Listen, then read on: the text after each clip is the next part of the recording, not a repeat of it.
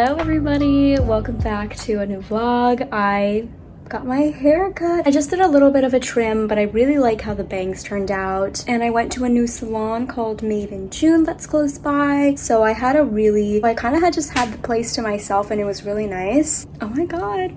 It's a little like giving me bob vibes, but I don't hate how it looks. After that, my mom had actually helped me bring this new lamp over because we got one for home as well, but I needed a way to transport it here, so she helped me, and I love how bright it is because this one gives nothing. She gives nothing. This is all like natural light, which we don't get a lot of in here. So having this one is amazing. It is so bright and lovely because it dims, so you can kind of adjust how bright you want it to be, and that's going to be so helpful. I'm currently still doing phone vlogs and this camera vlogs because I still haven't met up with my cousin. This is working so far. I'm just unpacking my things here, getting a little bit settled. I'm going to walk to meet up with my friends because we are actually meeting up really close to this apartment, which is perfect. And then we're going to this super cool bar. I've been there one time. The bartender there is so cool. It's just gonna be a really good time, and I always love meeting with these girls.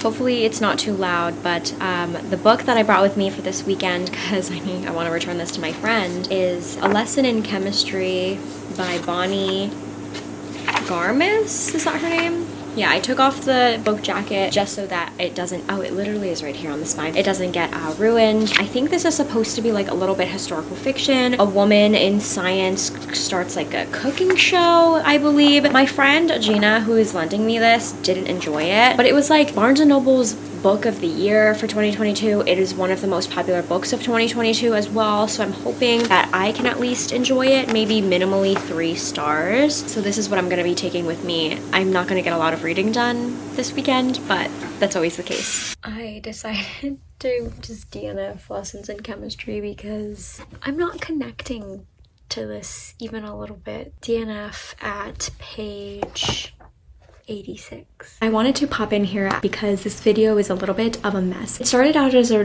regular reading vlog, then I decided that because I ended up having a DNF, I wanted to shift it over into a video challenge of I can't stop reading until I find a 5-star read, which is eventually how this went through. And with it being a PI Heritage Month, I wanted to try my best to read more books by Asian authors. This is how the rest of the video went. I'm finally decided to order a camera charger because I don't want to be annoying and keep asking him to check different parts of his house. Like, he has 2 young children and 3 cats. Like, he has already a lot on his hands. Hopefully I'll have new videos on my actual camera. Like, it doesn't even turn on anymore.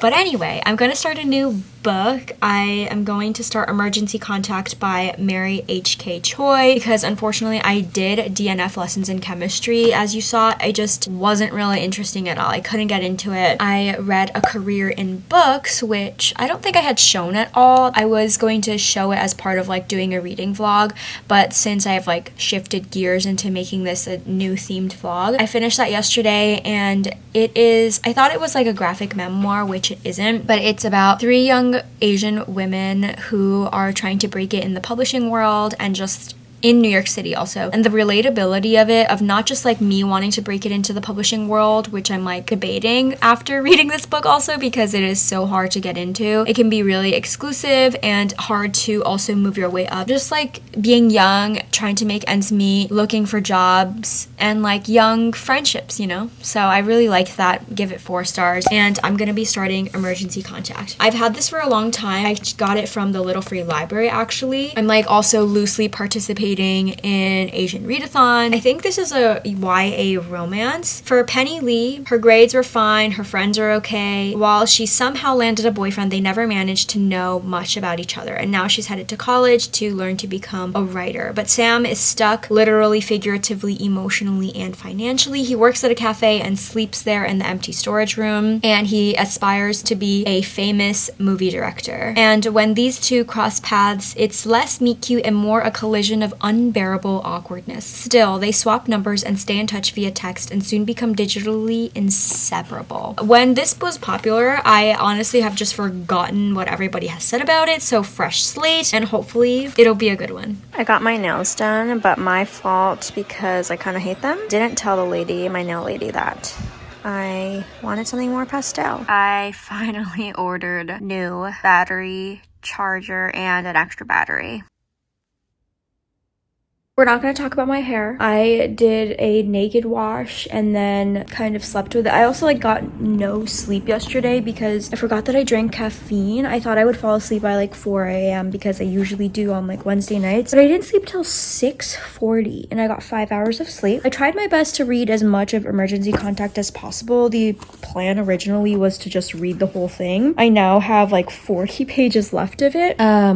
Yikes. I'm sitting on my couch with my Skittles nails. I'm waiting for my FedEx package for my camera battery. It's arriving earlier than expected, which is really exciting and just a relief. Let's talk a little bit about Emergency Contact. I want to finish this while I'm waiting. I don't think this is gonna be 5 stars. I definitely know pretty early onto it, which is kind of ridiculous because I continued reading this and the whole point of this is to get a 5-star read. But this is mid.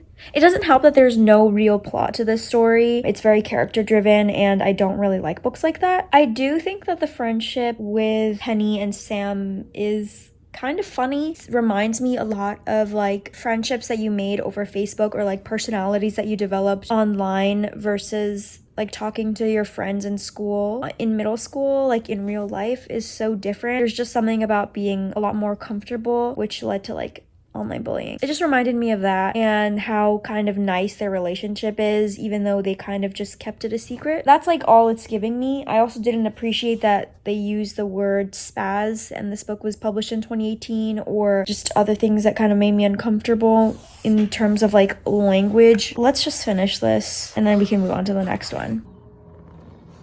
She's here. Shout out B&H for such a fast delivery because I ordered this last night and I didn't have to pay for any extra shipping or anything like that.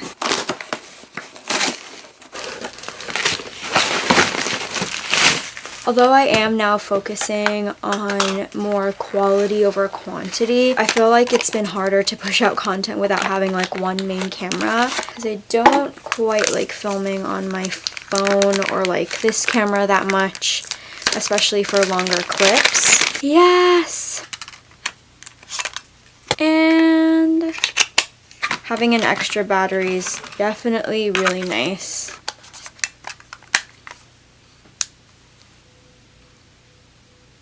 Hi, yes! Oh my god, I have missed this. I definitely considered also selling this camera and getting a smaller one that's more compact. But realistically, I don't really vlog outside of the home a lot anyway. Oh, this feels so good.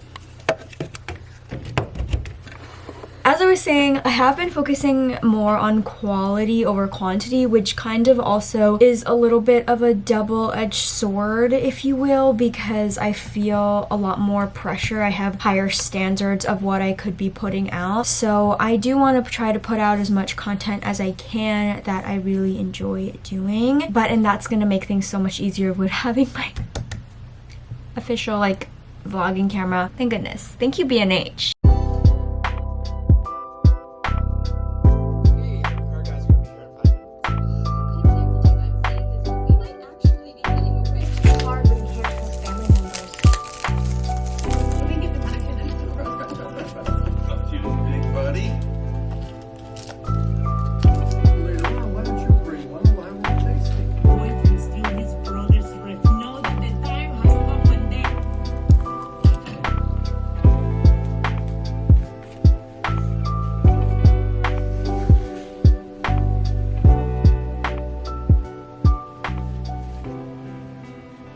Womp womp. I finished Emergency Contact and I also put a bunch of books on hold at the library by Asian authors because I also want to go to the library just to browse a little bit, see if I can find anything.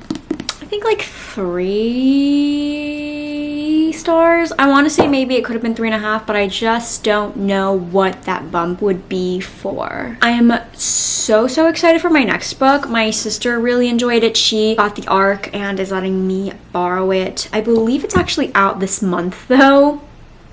I would like to get to it soon, like today. I'm feeling like oddly productive because I have my camera back, and so I was editing this vlog actually in preparation for it to go up next week. But this is my next book. It's Throwback by Maureen Gu. You do have to say it like that. I've read one book by Maureen Gu, I believe, and I think I only gave it like 3 stars. This is about Samantha Kang and her relationship with her mother. They have not really had a good relationship. Samantha has always butted heads with her mom. Priscilla is a first-generation Korean American, a former American school cheerleader who expects Sam to want all the same all-American nightmare. Meanwhile, Sam is a girl of the times who has no energy for cliched high school aspirations. After a huge blow-up, Sam is desperate to get away from Priscilla, but instead finds herself thrown back, way back. And where she ends up is back in the 90s, and I guess she befriends her mom as her high school self. It says that it is reminiscent of Back to the Future, which I have never seen, don't hate me, and the Joylet Club. This is going to work for the second prompt of Asian Readathon of reading a book about a friendship, I think it was, and I hope that as someone who is a first-gen American as well, I can kind of relate to that, because I definitely did have a trying relationship with my mom in high school. I definitely am really excited for this, and I have high hopes. I might even buy a final copy if this one ends up being really good. I'm leaving a little bit earlier for work today because we have our meeting, our staff meeting. But last night I didn't get to read as much as I would have liked, but I did start this. About 90 pages. Lies. This book came out last month, if you can see that, so it's available. Please get it. So far I'm really liking it. It also kind of reminds me a little bit of like Freaky Friday in terms of mother-daughter relationships and like getting to understand each other, and like not necessarily for this book at least walking in each other's shoes, just like rekindling that bond that you would have when you were younger. Samantha has made it into the past. In the 90s, she has met her mother and her halmoni. She's like trying to find her footing. She has spent a night there and she's trying to understand what she has to do, which I believe is to fix the relationship between her mother and her grandmother so that it can help them bond in the future, in her present, Sam's present, and that will consequently help Sam's relationship with her mother as well. Good morning. I have read a little bit more of a Throwback, and I'm hoping to finish the rest of it today because I only have 60 pages left. There was a little bit of a twist that I wasn't expecting. I'm interested to see like how that'll play out in the very end. When I went book shopping over the weekend, I also saw the final copy of this because it was published in April and it looked so pretty. It would just looked like this without the blue border, but it looked really good as a hardcover. You can see ways in which the generational differences of Samantha and her mom Priscilla, and how she's trying to be more activist and showing like how you treat women and how you can help the environment and things like that. And she's sort of also figuring out what she wants in her own life. She's like applying to college and she has no idea what she wants to do. Seeing how her mom is thinking and her thought process. I have finished Throwback by Maureen Gu. I was able to do so before lunch. I really did enjoy this, but as soon as I finished, I didn't have this like really satisfying feeling, and I wasn't very sure of my rating, so sadly it's 4 stars, not quite 5, but it's still an improvement from my last book. I really did enjoy this and I do recommend it, especially if you like those types of mother-daughter relationships type of stories. It has immigrant stories, even first-gen American type of stories that I really did like. I am going to be bringing Those Who Helped Us for my commute. This is a graphic novel. I've read a book by Kiku Hughes that I really did enjoy, so hopefully this will be the one. This is going to take place during World War II, following the incarceration of Japanese Americans, and through the eyes of 2 young sisters were following their imprisonment. I haven't quite done my hair. I also slept with it wet, so the back is like super curled, but the front pieces. Anyway, I finished those who helped us yesterday. My commute like absolutely sucked because I waited 20 minutes for the train even though I left early. Like the trains are so fucked. I read this, and because of the art style, like I've read Displacement by Kiku Hughes, and that had color in it, and I feel like with art that is so simplistic, art kind of helps. I get that the subject matter, you might want to keep it black and white, but I felt like there could have been a lot more detail in the art if it was going to be that way, so that wasn't really vibing with me. Some of the Japanese in this felt a little bit weird. I'm giving this book 3 stars. I've read a few graphic novels actually that take place in the internment camps that I've really enjoyed. This one specifically is sort of a mix of nonfiction and fiction because real life people are actually written into this book to show how they have helped Japanese Americans, as the title will say. Now, this is the 3rd book that I've read for this challenge, and I'm starting to get a little bit fed up, so we're gonna change tactics and we're gonna read a book that I know I love the trope of. So this is What Might Have Been by Holly Miller. I saw it in a bookstore in Seattle and decided that I wanted to pick it up from the library. It's kind of a what could have been type of romance, which We Met in December was a little bit, and I really like that. What your life could have been like had you done one thing differently, had you made one choice instead of the other. I really like that idea. Lucy's life is at a crossroads, but she doesn't know if she should use her savings to pursue her dream of becoming a writer while staying in her hometown, or move to London to revive her career. That same night that she's going to decide, she meets Caleb. He's a local, but then she also runs into Max, who is the one-time love of her life in town from London. Should Lucy stay or go? I'm gonna choose this, and if this doesn't become a 5-star, I'm about to do a fucking reread. I just read the first chapter, which is like 3 pages, and I'm already really enjoying it, which is a good sign. I feel like it's been a while since I've read like a romance, so I'm also really hyped for that.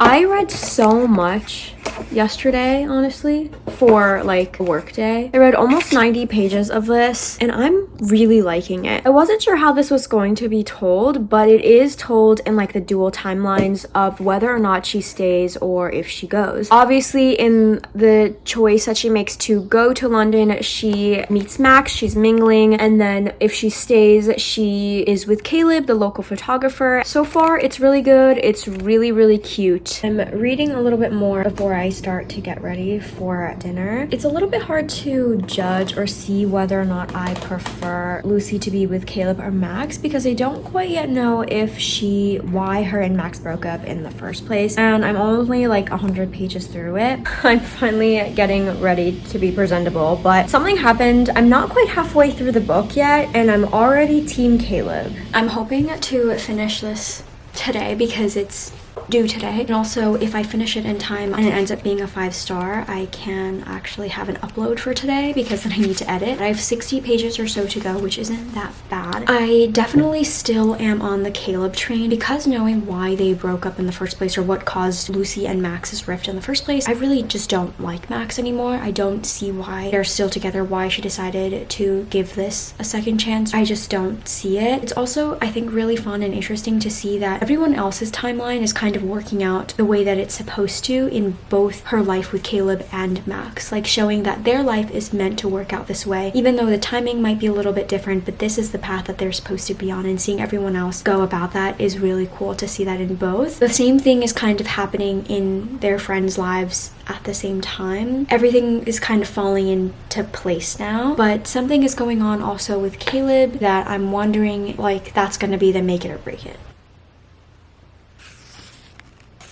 This book is 4 stars.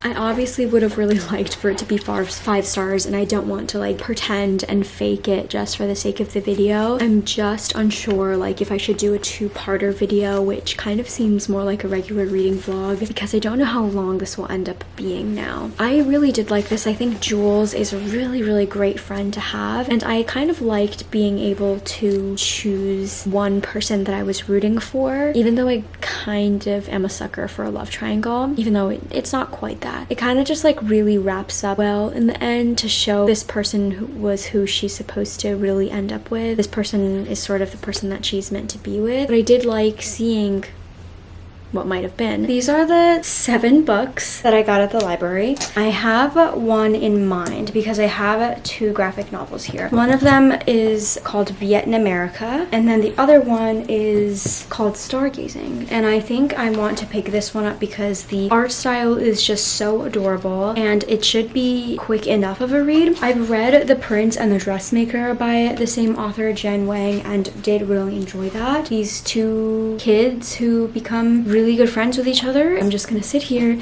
enjoy the sunshine with my giant water bottle, and read.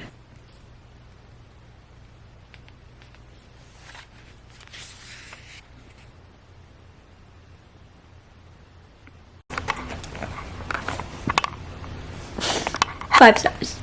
5 stars. A sweet little graphic novel always comes to save the day, but I gave this 5 stars. I really liked this. Moon is an eccentric little girl who is new in town. She's not like the other Asian American kids, but doesn't try to work hard to fit into their ideals. She's just kind of is who she is, and that makes her a little bit cool. She also is like has like these strong morals, at least in like not hurting people that she loves, which leads her to like anger, which wasn't really great. Like obviously her heart was in the right place, but she needed to learn how to deal with that. A little bit of this I read in the afterword is rooted in truth. Jen Wang, she's a little bit like, or was a little bit like Moon herself as a young kid, dealing with loneliness, being vegetarian and Buddhist and wanting to like pursue arts and being surrounded by all these other Asian kids and not really being like them. Felt really isolating for her, which is why that she really enjoyed drawing and creating characters that she could relate to. I thoroughly enjoyed this. I think the art style is so adorable. I finally have a 5-star read. Yay. Thank you all so much for watching and staying with me. This vlog was a little bit of a mess. It was all over the place, but I hope you all enjoyed. Let me know what 5-star reads that you have been picking up. I'm kind of on a reading kick since that's all I've been doing today. So I'm immediately gonna pick up another one, and I hope to see you all in my next video. Bye.